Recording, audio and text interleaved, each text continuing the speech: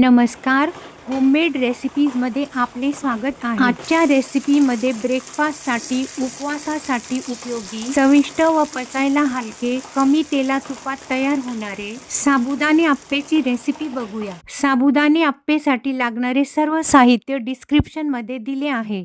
आदल्या रात्री साबुदाणा धुवून त्यातले सर्व पाणी काढून भिजत घालायचे. दुसऱ्या दिवशी थोडेसे पाणी शिंपडून 2-3 मिनिट साबुदाणे झाकून ठेवायचे. बटाटे प्रेशर कुकरमध्ये 2 शिट्ट्या करून व बटाट्याची साले काढून घ्यायची व किसणीने सर्व बटाटे किसून घ्यायचेत. किसून घेतल्यामुळे बटाटे एकसारखे मऊ होतात. आता भिजलेल्या साबुदाण्यामध्ये 2-3 टीस्पून भाजलेल्या शेंगदाण्याचा कूट, मिक्सरमध्ये मिरच्या जिरेची केलेली पेस्ट, कापलेली कोथिंबीर टाकून, चवीनुसार मीठ टाकून व किसलेली सर्व बटाटे टाकून सर्व एकजीव मिक्स करायचे. सर्व साहित्य पूर्ण मिक्स करून आपण चपातीला कणिक भिजवतो तसे भिजवायचे. तयार केलेले पीठ 1-2-3 मिनिट झाकण ठेवून रेस्ट करू द्यायचे. एक ताटलीला तूप किंवा शेंगदाणे तेल लावून ग्रीस करायची व त्यात आप्पे पात्रात बसतील असे छोटे छोटे गोल आकाराचे आप्पे सर्व वाफवायच्या आधी तयार करून घ्यायचेत. तेलाचा हात लावलेल्या प्लेटमध्ये सर्व तयार ठेवायचे.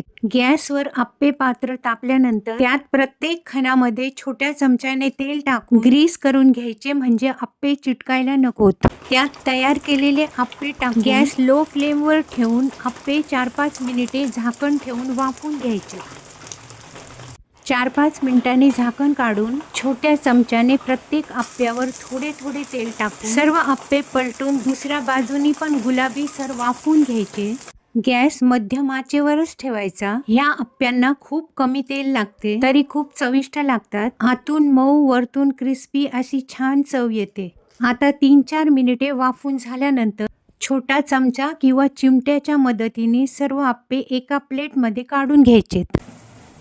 खूप छान, चवदार, मऊ, मस्त झालेत आप्पे. साबुदाण्यामध्ये कार्बोहायड्रेट्स असतात, फायबर असतात, ग्लुटन फ्री आणि पचायला हलके असतात. दह्याबरोबर, उपवासाच्या चटणीबरोबर हे आप्पे खूप छान लागतात. मनसोक्त खा, आनंदी रहा. रेसिपी आवडल्यास लाईक अँड सबस्क्राईब करा. धन्यवाद.